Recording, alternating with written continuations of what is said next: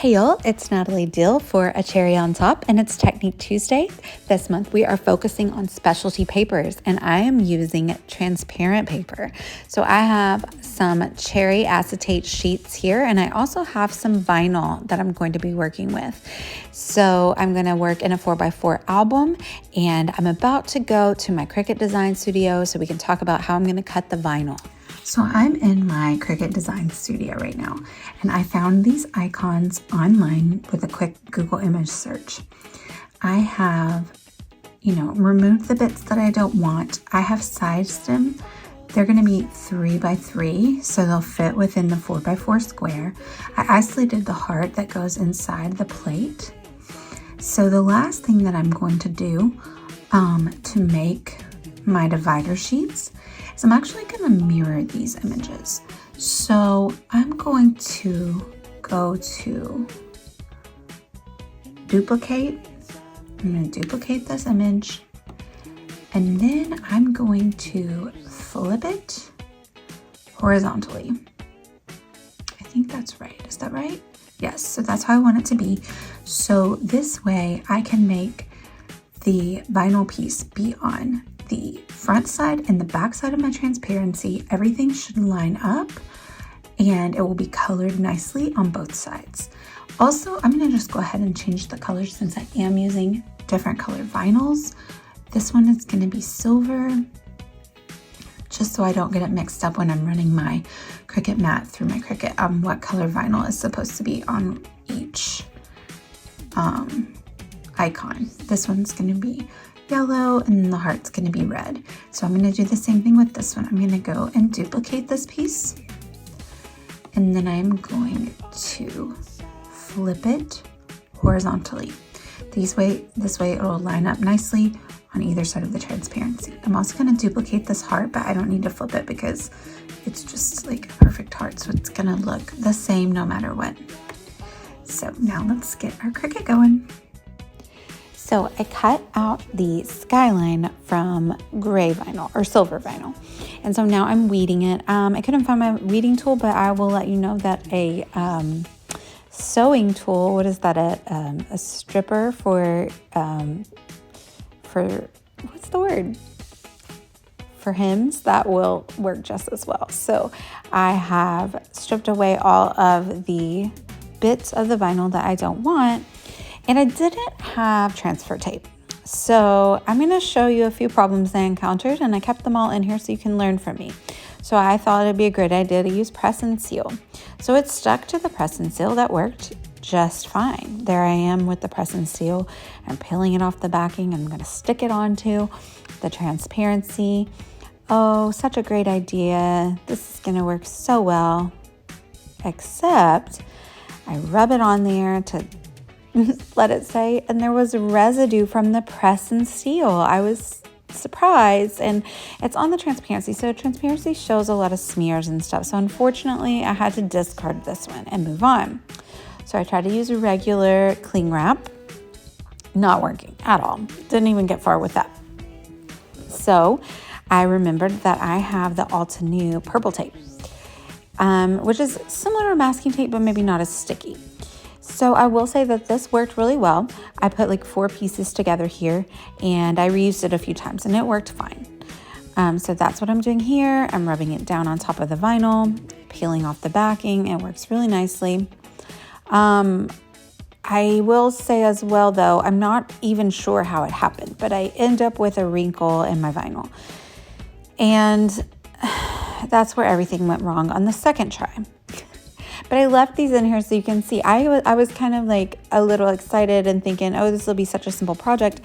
And I went into it a little overconfident, I think, because this wasn't as simple as I thought it was going to be to put some vinyl on some transparency. So I'm showing you what not to do, what I learned not to do so that you don't do this if you want to do the same project.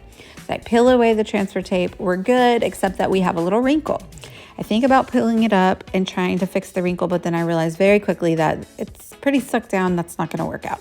So I accept the wrinkle. I can accept a wrinkle. I'm an imperfect scrapbooker. I'm fine with that. Except I created, the reverse image to go on the back side.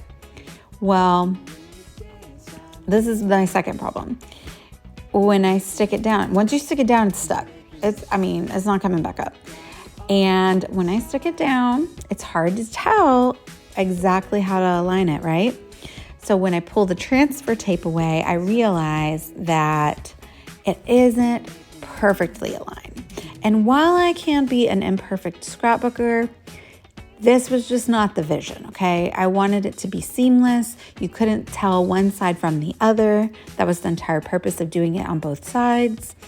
So I go in for a third try. Third try is a charm. I basically decided at this point, no more transfer tape. We're just gonna go in with bare fingers. If you are a vinyl artist with your Cricut or your Silhouette, you're probably cringing right now saying, oh, her finger oils are getting on that.